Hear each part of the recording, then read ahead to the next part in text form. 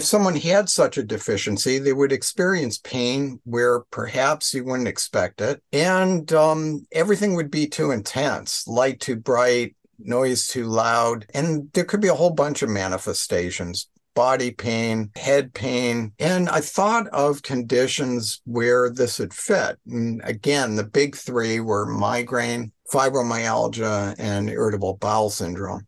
And they really have a lot in common.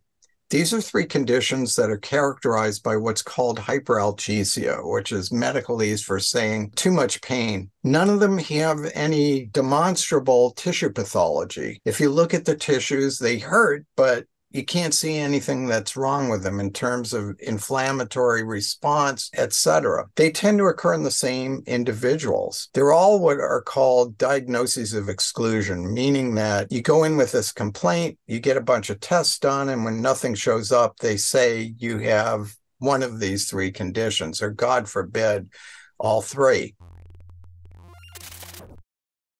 Hello, and welcome back to the Smarter Not Harder podcast, your go-to source for 1 cent solutions to $64,000 questions. I'm your host, Jodi Duval, and today we embark on an extraordinary journey into the realm of cannabis with none other than the Dr. Ethan Russo, a distinguished neurologist and psychopharmacology researcher. Dr. Russo has dedicated over 2 decades to unraveling the mysteries of the endocannabinoid system and the therapeutic potential of cannabis.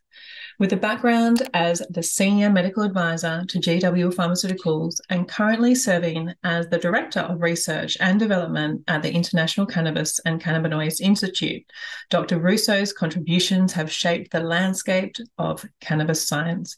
His research, spanning over 50 peer-reviewed papers, dives into lesser-known cannabinoids like CBG, CBC, and terpenes, pushing the boundaries of our understanding. In this episode, we're set to explore Dr. Russo's journey into the world of cannabis, his groundbreaking work on endocannabinoid deficiency, and the evolution of cannabis research since the 1990s.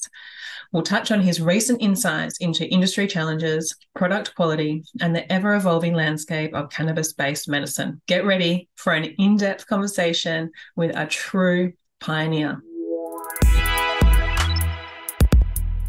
All right, Ethan Russo, it is an absolute pleasure to have you on, and that is an understatement for me today. So thank you so much for your time, and I welcome you to the Smarter Not Harder podcast. Well, thank you so much. So, Ethan, I want to discover what brought you to the wonderful world of cannabis. And I just want to know your turning point, your interest in cannabis, and what really and how your relationship has evolved with cannabis so far. Sure. So, as a teenager, I was interested in medicinal plants. Really showing my age now. There was a guy called Ewell Gibbons who eventually did commercials for grape nuts, saying that they reminded him of the taste of wild hickory nuts. But he really was interested in herbs and what they could do. And it was something that I occasionally applied, like when I got a rash in college, I tried some of his things. But beyond that, I had a pretty standard medical education. Although when I was younger, I had a real interest in research. Once I got the neurology bug at about age 19, which is a bit unusual, it was pretty much straight and narrow through my training, grad school, medical school, and residency. So that brought us up to about 1990. I'd been in practice for 7 years, and I was really, really unhappy with the kind of results that I was getting, treating patients with increasingly toxic drugs with less and less benefit. So I really turned back to this interest in medicinal plants. My initial focus was on migraine treatment, and I had been aware that throughout history, there'd been a lot of herbal treatments, but I wanted to dig in on what the experts were using. And by that, I mean the indigenous people of Amazonia. So I embarked on an intensive study of what was going on there and eventually it led to a brief trip to Peru to the rainforest in 1994, and then an extended trip. Um, Whereas most people take a sabbatical at the university, I took mine in the University of the Amazon jungle with the Machiguenga tribe in Peru. And so I was primarily interested in their treatments for headaches, but also psychoactives in general, of which there were many. Um, but it was a tremendous experience seeing how these people had adapted to life in a hostile environment where basically their food, their shelter, their clothing, everything came from the forest. Um, and although we tend to classify such people as primitive, they were geniuses in their own right in their adaptations to this difficult place. I dare say that most Westerners thrust in the rainforest wouldn't last 3 days, um, trying to figure out what to eat and not poison themselves or getting eaten by bugs or whatever the problem might be. And they were formidable. I But know that. sure. And I, I sort of knew at that point I was hoping to transition my career from strictly medical practice into research. But when I got back, it was 1996. And that was the year that Prop 215 in California legalized cannabis for medicinal purposes. And I quickly became thrust into the controversy about cannabis, which is a great thing, though, because I was really taken and fascinated with the depth of cannabis science and the endocannabinoid system and what it meant to our individual functioning, how we work, but also the medicinal possibilities. Um, and in the course of that, I tried to do research through standard measures applying to the US federal government for permission to study cannabis and migraine, and was thwarted at every turn. But the more I was thwarted, the more I wanted to do it. And in 1998, I published my first paper on cannabis, which got the notice of Jeffrey Guy at GW Pharmaceuticals. So that's the British company that got permission from the British Home Office to investigate cannabis and develop it as a pharmaceutical. Then, while I was still in practice and writing, I had a consultancy with them for 5 years, which then in 2003 turned into a full-time job for the next 11 years in the development programs for Sativex and Epidiolex, which to date are the only pharmaceutical cannabis-based medicines. So, I mean, that's it, briefly speaking. It's an incredible start. Wow, Peru blows me away. Amazing. And your writing, Ethan, is such a pleasure to read. I must say, I've read a lot of your work extensively, and it's a work of art. So thank you. And I'm speaking for many here. I hear it. I hear this all the time. So thank you so much for your writing. Well, it's a work of love. Writing's tough. Anybody who's tried, I think you really have to be in the mood. And when I have a task, I need to wait until I'm really excited about it.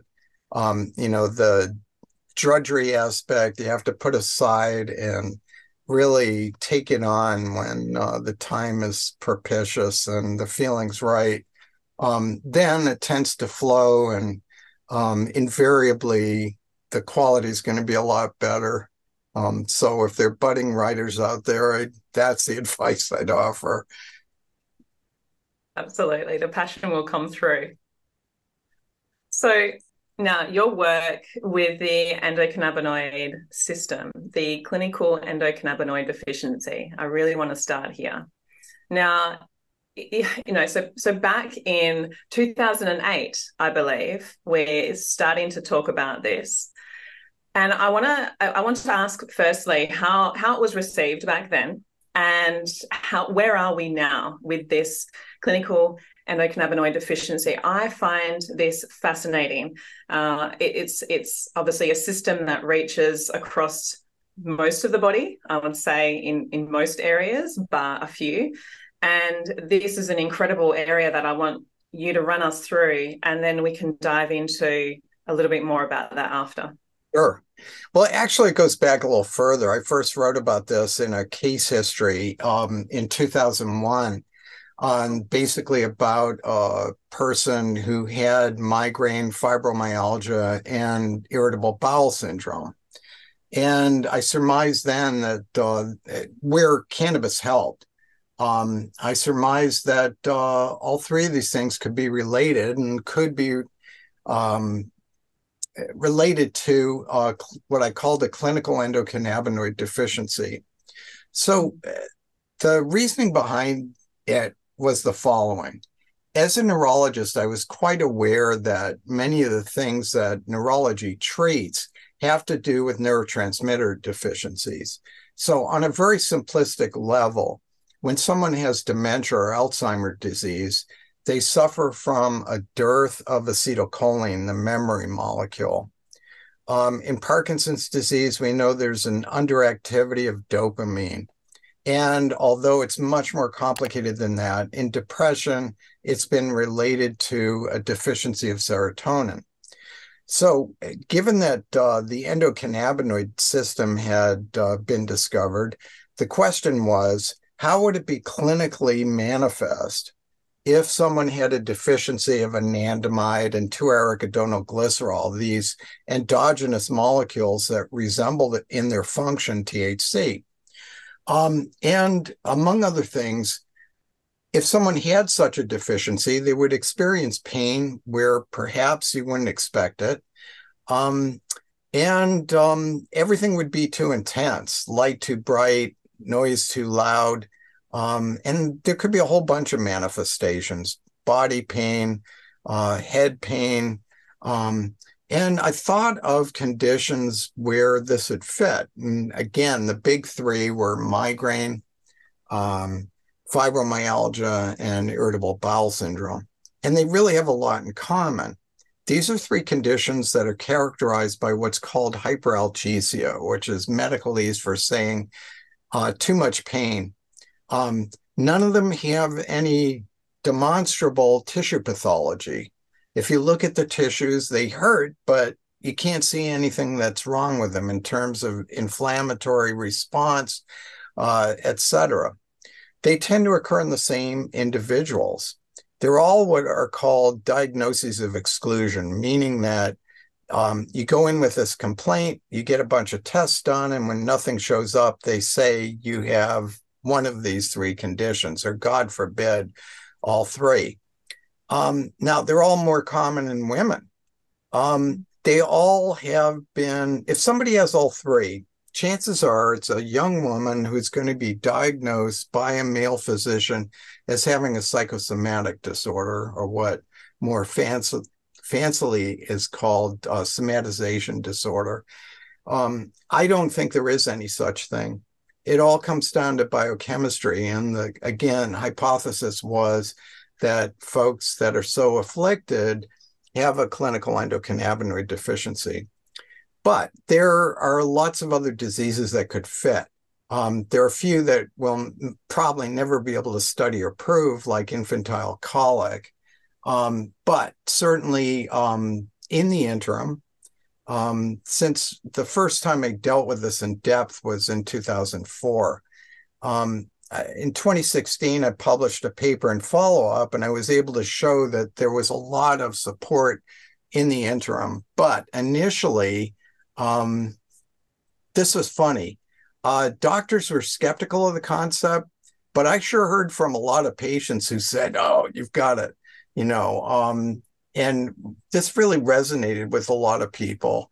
I had an inkling that I might be onto something when my younger brother, who's a gastroenterologist, said, I think you really might be onto something here. So that was a bit of a coup.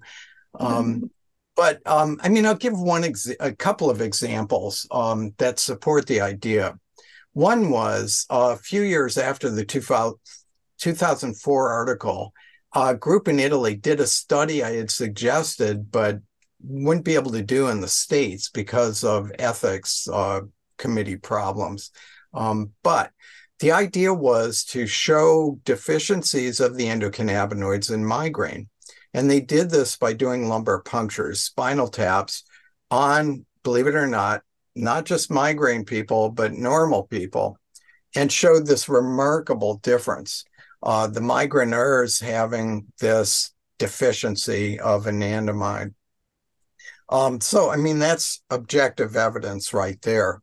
Similarly, there was an excellent study by Matt Hill and his group showing that in people who had been in the 9/11 disaster, who'd been exposed to that, they had two groups: those that were there and didn't end up with post-traumatic stress, and those who did have post-traumatic stress after this terrible event. And they were able to show in serum blood samples that the folks who had post-traumatic stress were deficient in endocannabinoid function. So again, there's been a lot of corroboration. Similar things have been shown in multiple sclerosis, in autistic spectrum disorder, severely affected kids, and it goes on and on. So the original study has been cited a couple of hundred times now in the literature. So I think there are people that believe it.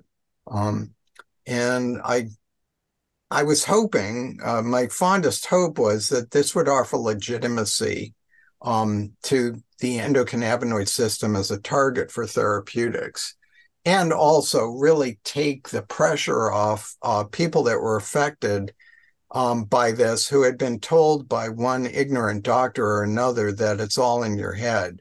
Of course it is, but not in the sense that they were trying to convey. Absolutely. So there's a few things that I want to follow on from that, Ethan, is that firstly, markers of endocannabinoid dysfunction. And I know this is one of your things that you're doing now. But following on from that, obviously, when we have a deficiency, is there such a thing as an endocannabinoid excess? Yeah, no, that's well established, and it would be most operative in folks with type 2 diabetes or the metabolic syndrome.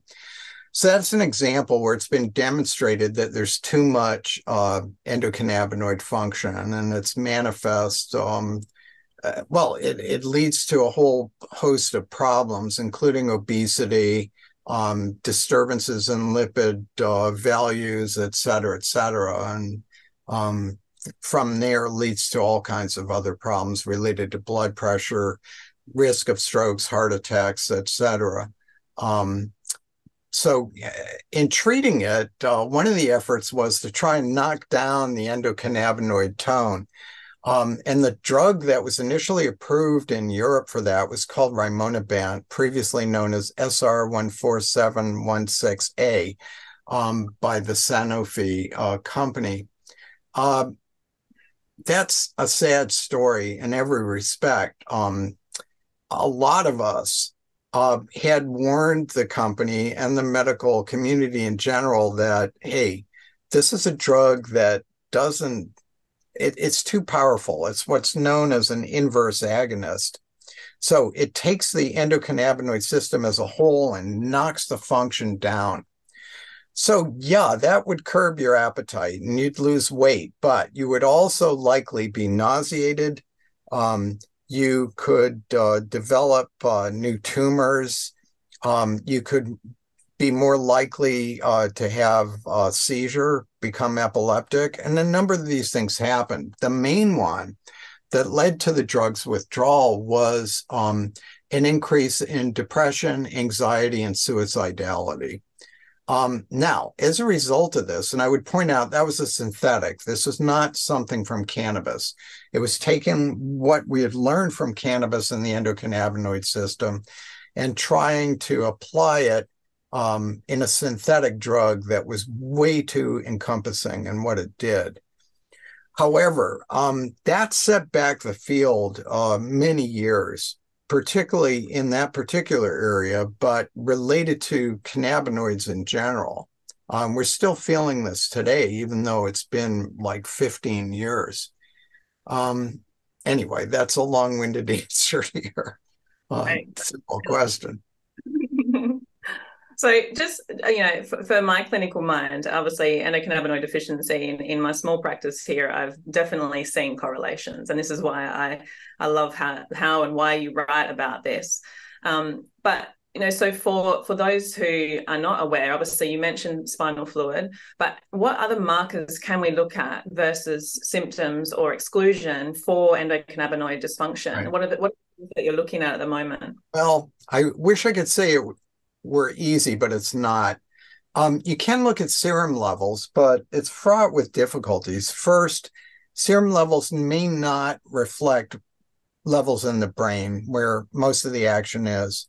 Secondly, when you're trying to analyze for endocannabinoids in the blood, the sample has to go under liquid nitrogen immediately because the chemicals are very unstable. So it's got to be frozen and gotten to a specialty lab. So it's difficult and expensive.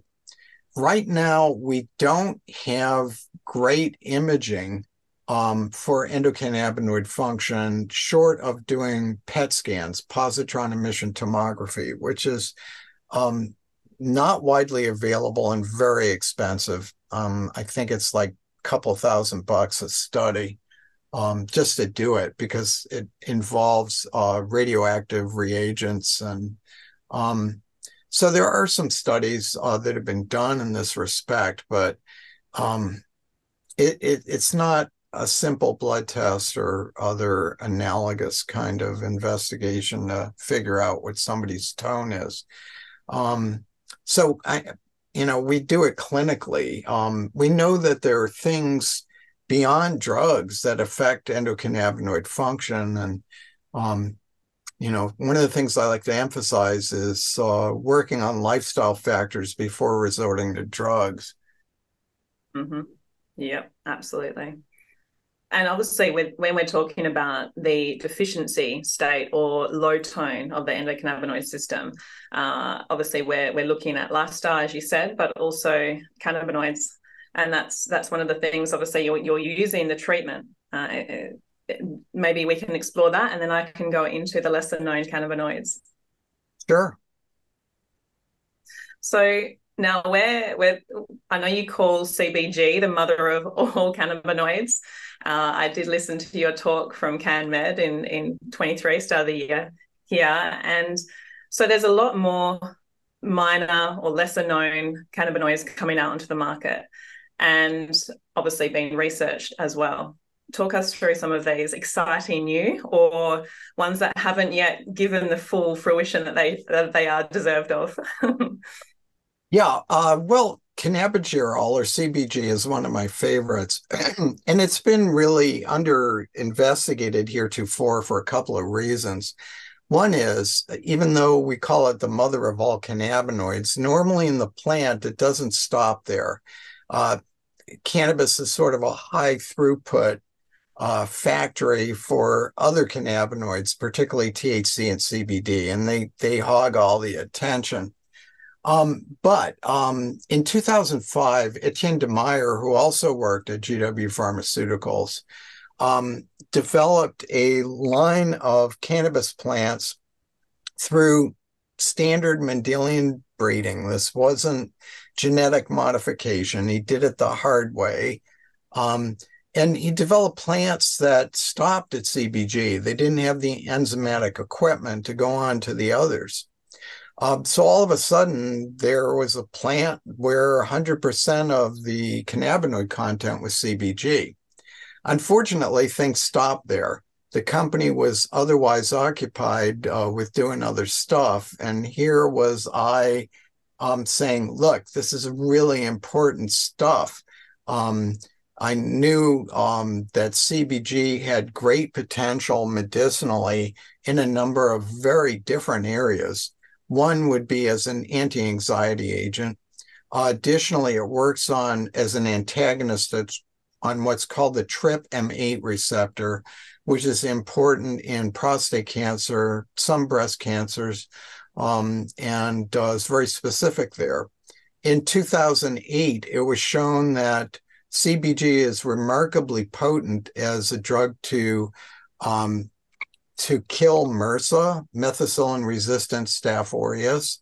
So that's a bug that is responsible for serious and often fatal hospital-acquired infections. It sat around for a good while. Eventually, breeders in the United States Pacific Northwest got on to producing CBG-rich plants. And a couple of years ago, our group published the first real study in humans of CBG. So it was a survey. We insisted that people only talk about preparations that were at least 50% CBG. But we saw remarkable reports of benefit on, in particular, anxiety, depression, sleep, and pain. I mean, the reasons that people commonly use cannabis. Interestingly, almost universally, people thought that the CBG preparations were superior to conventional medicine. They reported very little, if any, side effects and no withdrawal if they happen to stop it. Subsequently, we're just completing, this is the first time I've talked about this publicly, another study, double-blind, done with interviews over Zoom of basically looking at CBG versus placebo and its effect on anxiety as done by testing. The results seem to be quite positive, and so we're excited to get this published. And I have often said what the world needs now is a non-sedating, non-addictive treatment for anxiety, and CBG is a great candidate, as well as these other things. Its ability to treat serious cancers without being toxic to normal cells, in contrast to standard chemotherapy, which is toxic in general. Great promise there. Also, on the antibiotic front, if we still have time on this topic, I will say that both of these latter things are being investigated by Andera Pharmaceuticals in Canada. And full disclosure, I'm chief medical officer for that company. But they're working on treating metastatic breast cancer, prostate, and lung to bone with lipid nanoparticles with some of these agents. Similarly, they have a wound care product that I hope will be on the market soon that combines cannabigerol with cannabichromine and silver. This is going to sound fantastic, but triple synergy between these agents that make it 186 million times more powerful in killing bugs than silver alone. And whereas cannabinoids normally only work on gram-positive bugs, these work on gram-negatives as well. So certainly for hospital-acquired infections, bad wounds, or burns, this is going to be revolutionary. So that's in the offing. I don't think it gets a lot more exciting than that. So shifting gears, also on the horizon, or it's really here, is THCV, tetrahydrocannabivarin. So this is an agent that normally is found in cannabis in small concentrations, particularly ones that come from Southern Africa. So it's like THC, but it's only got a 3-carbon side chain instead of 5. And the way it acts is really different. So if THC is an agonist, stimulates the CB1 receptor, this is a neutral antagonist. So in contrast to rimonabant, that's an inverse agonist of the CB1 receptor, this just sort of takes up space. So it's a much milder effect without the side effects of rimonabant at all. THC is THCV has already been tested in humans and been shown to allay hunger and improve lipid parameters in the metabolic syndrome. So will be very useful there. It also has pain-killing properties. It has some anticonvulsant properties. It is, in the States at least, beginning to appear in some preparations on the rec market, and people seem to like because of a reportedly clearer high. But again, great promise there. Others, CBDV, cannabidivarin, like its relative CBD, it has anticonvulsant properties, but in contrast to CBD that works on generalized seizures better, this works on focal seizures better. And the two together maybe really have a broader spectrum of activity in treating epilepsy. So there's that. Then, just to put into context, we know the pharmacology of about 12 of the cannabinoids from cannabis, but there have been 150 different structures that the plant has produced so far. Every time one's been investigated, some wild and wonderful things come to light. There's also the acid cannabinoids. So these are the forms in the plant before it's heated. These would be THCA, tetrahydrocannabinolic acid, and CBDA, cannabidiolic acid. So THCA, although it was ignored for decades and called inactive, is not. It works on tumor necrosis factor alpha, which is a big deal in a variety of autoimmune conditions. It also works on PPAR gamma, a nuclear receptor that affects gene transcription and could be useful in cancer and pain conditions, or a real variety of things. CBDA, like CBD, works on serotonin 1A receptor, but it's between 100 and 1,000 times more potent. Although it really hasn't been tested this way, it may be a very powerful antiemetic agent for nausea and prospectively, again, treatment for anxiety. We know that CBD works for anxiety, but generally requires very high doses that, for the most part, are going to be impractical, at least from a cost standpoint. Again, work needs to be done there. But I think just from these few examples, you see the promise that's there. We've really only scratched the surface of what this plant can do for us therapeutically. Absolutely. It is, as you say, exciting. The potential is huge, and we don't even know much yet. Right. Incredible. Thank you so much for sharing all that. So I want to move on, Ethan, to entourage effect, and that's something else that you write beautifully on. Obviously there is an ongoing suspicion of this, I believe. I'm not sure where we are at the moment. So what are the drivers for this, but also what is entourage effect? And when we're looking at whole versus singular, which we have been talking about here in the research, obviously the potential for medicine, for treatment, for disease state, for all these multitudes of things we've discussed so far. However, I know you are a big believer in the entourage. So let's talk through that a little bit. Okay, first let me dispel a misconception. People think I coined this term. I did not.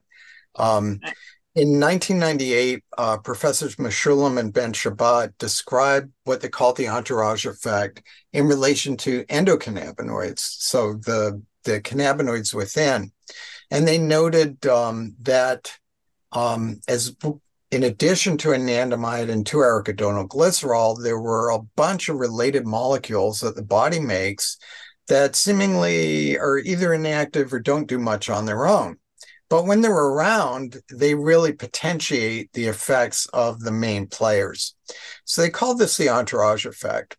The next year, in 1999, they had an interesting statement that I seized upon because it confirmed something that I was already thinking. And that was the idea that in some instances, plants are better medicines than the single compounds derived from them. So this is really the concept of botanical medicine. But they went on to say that this is theoretical at that point. But in the intervening 24 years, we have a tremendous body of evidence that supports this. Now, I will say that this concept has a lot of detractors. In particular, there are a couple of studies done in Australia and New Zealand, by the way, that have been used as ammunition to say that there is no entourage effect. However, what they were looking at was the terpenoids, the aromatic components of cannabis, which I believe have strong benefits in cannabis therapeutics. The idea that they didn't work on the cannabinoid receptors. Well, that might be all well and good, but that's not the way they have to work to create synergy, a boosting of therapeutic effect. So again, people have overemphasized this negative finding without looking at the big picture, that these other substances do have medical benefits, and they may combine in a way that makes botanical, a drug derived from a plant, better than the single components.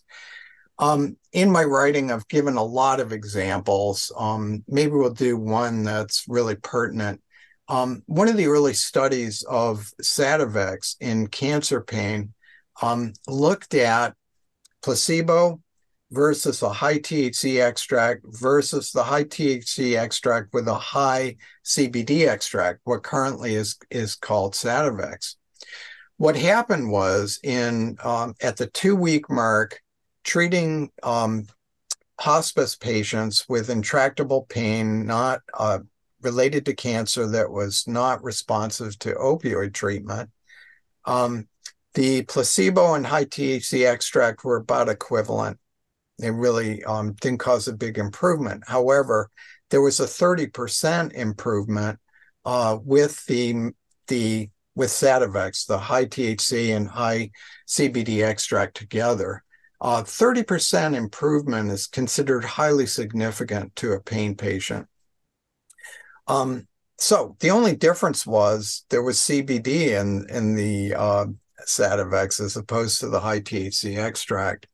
Then there have been a wide variety of other studies that also support the concept. I would also point out, again, shameless promotion, the past few years, Ryan Vondre has headed a team at Johns Hopkins University in the States where we've looked at what I like to call a deconstruction reconstruction. Looking at varying doses of THC with varying doses of terpenoids to show demonstrable effects on human functioning. So this is all done in lab, double blind. And again, we hope to have positive results that we've seen published soon.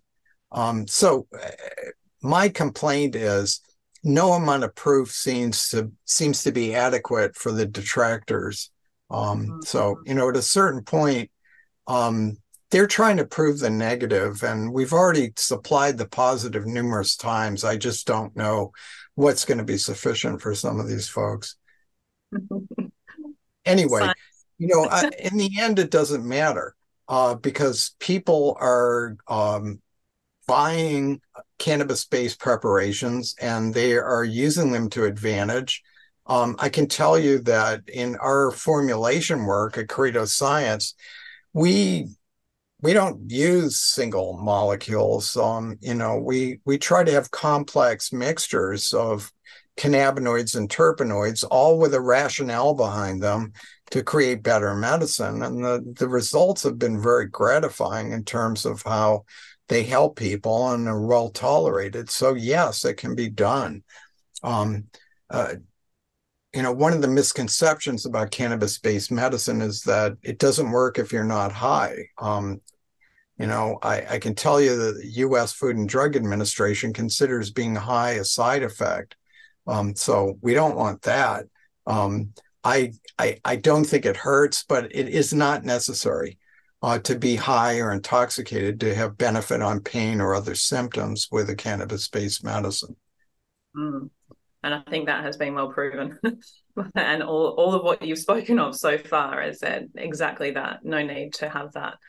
All right. So from here, that was beautiful. Thank you so much. I want to move on to round this out into the cannabis industry, the product, yeah, the synthesizing, the growing, the quality, the consistency, and even going into dosing, standardization, formulation. It's a big topic, I know, but I know it's something that you're very passionate about, as am I. What can be produced and given is determinant on what results you're going to get. So let's talk a little bit about that. Sure. Well, here's where I get pessimistic. For better or worse, there are a lot of people in the cannabis industry that come to it from other directions, the entertainment industry, the real estate industry, and they think that their skills are translatable to cannabis production and making of medicine, and it simply is not the case. How to say this humbly? I've been doing this for 27 years and I'm still learning every day. So it's just not possible to transition from something unrelated and to understand the complexity of this plant and the system that it's treating and have it work. I would just tell anyone that thinks that they're about to corner the cannabidiol market and make a fortune, just don't go there.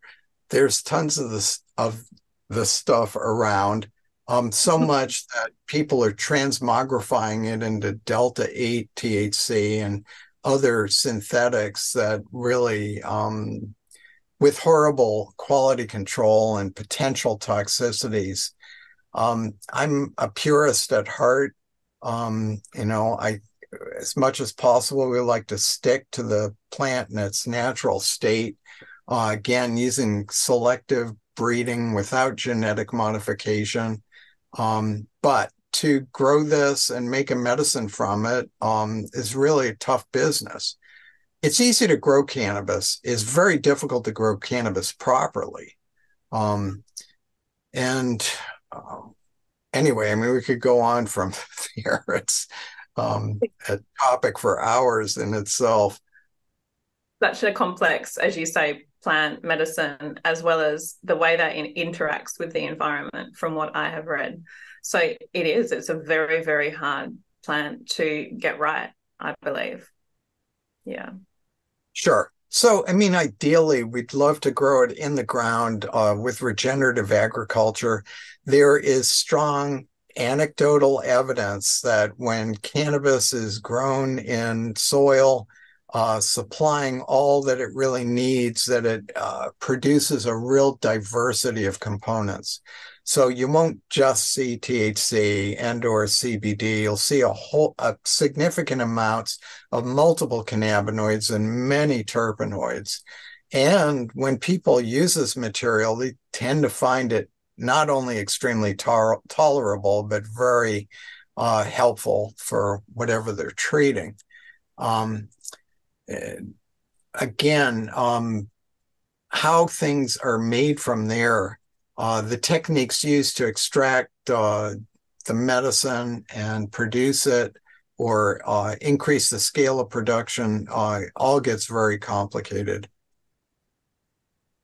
And so I know you talk about cryokeef as a technique that you have been using. So maybe just a brief overview of the complexity of this extraction or multiple extraction processes, and just to show the enormity of what we're looking at here. Right. So the standard practice in cannabis culture is to grow the plant, cut flowers, and then dry and cure them. Now, this assumes that people are going to smoke or vaporize the product. What has happened in the course of this is that you lose up to half of the lower molecular weight monoterpenoids. So these are the things like limonene and pinene that give cannabis a lot of its scent.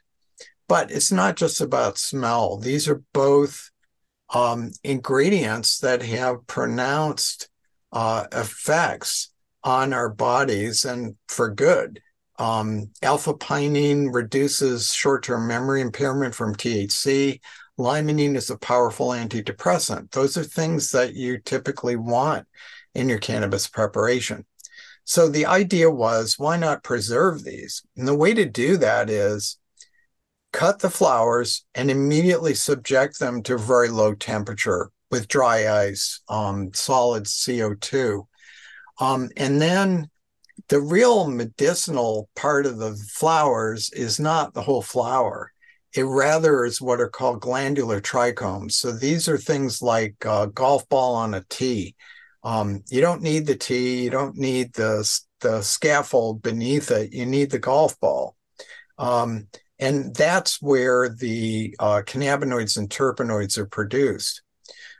So when this is super cold and agitated, the trichomes can be filtered out, so they're isolated. In the process, you can basically triple the cannabinoid content and vastly increase the terpenoid content. You're also preserving the acid cannabinoids if you want them, or the material can be heated to produce the neutral cannabinoids, THC, CBD et al. So it really preserves what the plant produced. I see two possible directions to market for this kind of preparation. One would be for the high-end hash connoisseur. Someone wants the richest material without extraneous matter. And more importantly, would be for the pharmaceutical market, where again, without using solvents of any kind, you have the pure stuff that the plant produces in a concentrated fashion. So cryokeef, the process which we've trademarked, is just a refinement of an ancient technique of making hash. That's been pursued everywhere from Afghanistan to Morocco. So again, we have a lot to learn from what our human forebears already knew. Sometimes it needs to be rediscovered. And sometimes, again, we can add refinements to it. Absolutely. I couldn't agree more. So, Ethan, now right back to the beginning for you, I think, is in Peru. So now I want to move on to a little bit of a comparison as such into psychoactives of variations. So we're talking about obviously psilocybin coming into the market for therapeutic application. So where is your viewpoint there? Is there a market comparison with cannabis? So maybe some exploration of that now. Yeah, a lot of common themes. I mean, aside from both being derived from forbidden drugs, psychedelics, I think a lot of these were derived from plants. And again, my whole research effort began with the prospect that plants and compounds that are psychedelic or hallucinogenic at high doses treat headaches at low doses. And that was the whole premise of my journey to Peru. Again, I had suggested a lot of this in early writing, but, it's coming to the fore again. However, I think the same mistake's being made. What we see now is that almost exclusively the research that's being done on psilocybin is with synthetic psilocybin as a single molecule, rather than looking at the mushrooms themselves, which contain other related compounds. Psilocin, baeocystin, these are again psychedelic in their own right. And I believe that the mushrooms have an entourage effect. Again, maybe a moot point, but to the extent that we'll be working with these situations, we prefer to work with extracts from plants rather than any synthetic compounds. Um, so Wonderful. there's a lot to be done there. Yeah, absolutely. And I believe the industry and the legalization and all the education surrounding this is also necessarily to expand before it starts to land in, the laps of consumers or those who we are treating. So I think that is also, just like cannabis, very similar. Yeah. All right. So, Ethan, we don't have much time left. I have so much more to ask you, but I wanted to go towards, and I know you have touched on some of the most exciting things with cannabis at the moment, research, the minor cannabinoids. Talk to me about what future may look like. What are we aiming for? What excites you for the future? And it may not be anything that is in the forefront at the moment, but something that you're looking forward to. Well, a number of things. Again, we're going to have continued problems with, efforts to legalize. It's just glacially slow. The problem is the rules are made, excuse me, by politicians, not by scientists or physicians. So that's part of the problem. I've mentioned some of the really exciting prospects for infectious disease and cancer treatment. We've got a whole host of other compounds from cannabis we haven't even touched on, like the flavonoids, canflavins, which have a remarkable anti-inflammatory profile without the risks of non-steroidal anti-inflammatories. So in other words, they don't cause ulcers, heart attacks, or strokes. Again, we're working with a Canadian company, Canerta, that is pursuing that. One of our efforts is to try to develop a pharmaceutical complex mixture from cannabis to treat amyotrophic lateral sclerosis, ALS, or motor neuron disease. So we're working on that as well. Then we've got the neglected areas. And the two biggest ones are cannabis and psychiatry, and then cannabis and women's medicine. It's really, everyone has forgotten that among the indications that were most common when cannabis really took hold in British Isles and North America in the 19th century was treating obstetrics and gynecology. But this has been a forbidden area.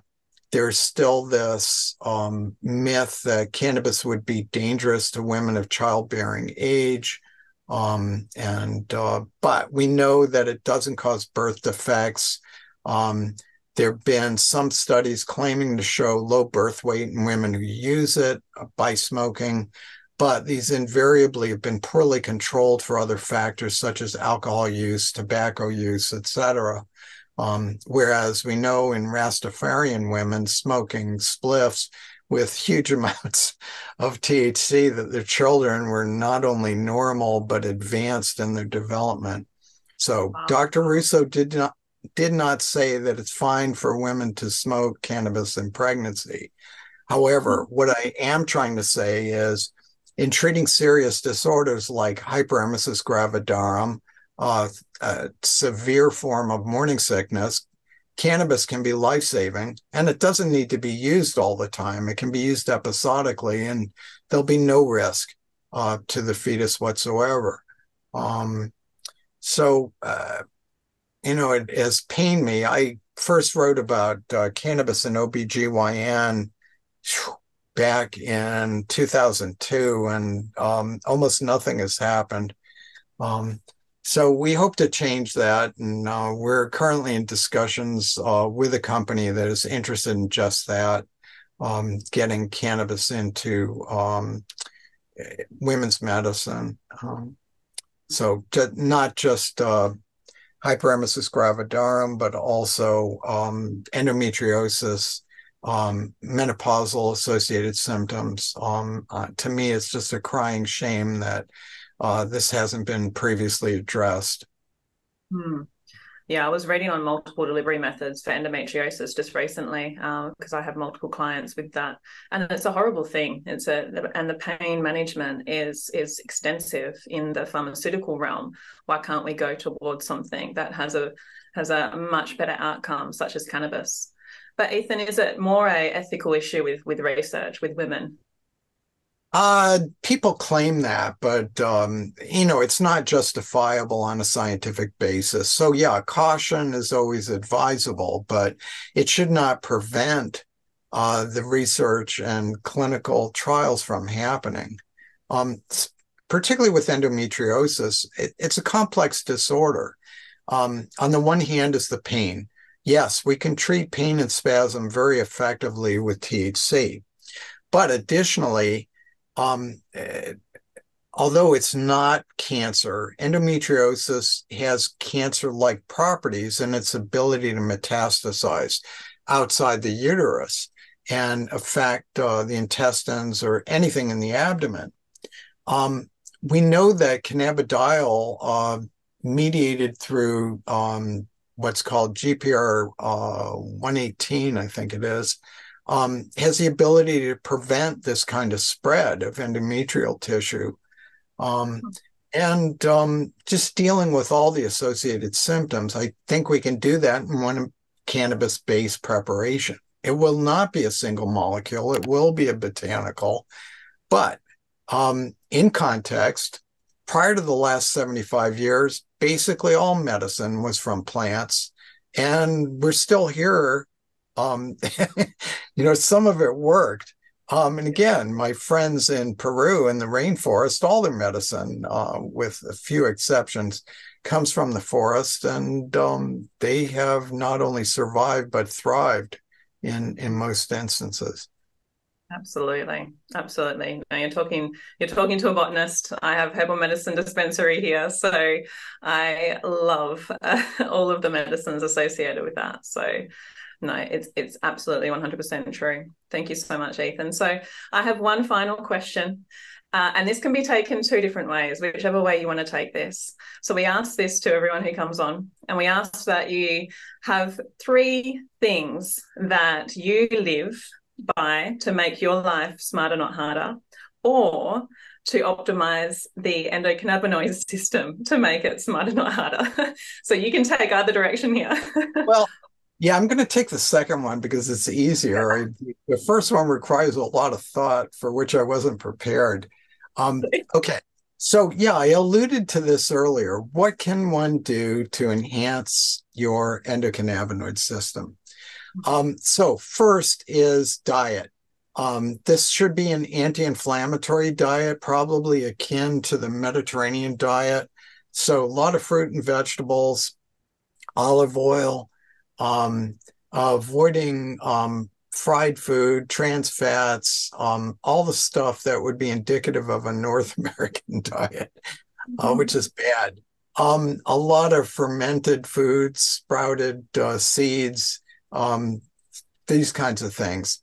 Second would be moderate, not intensive, moderate aerobic activity.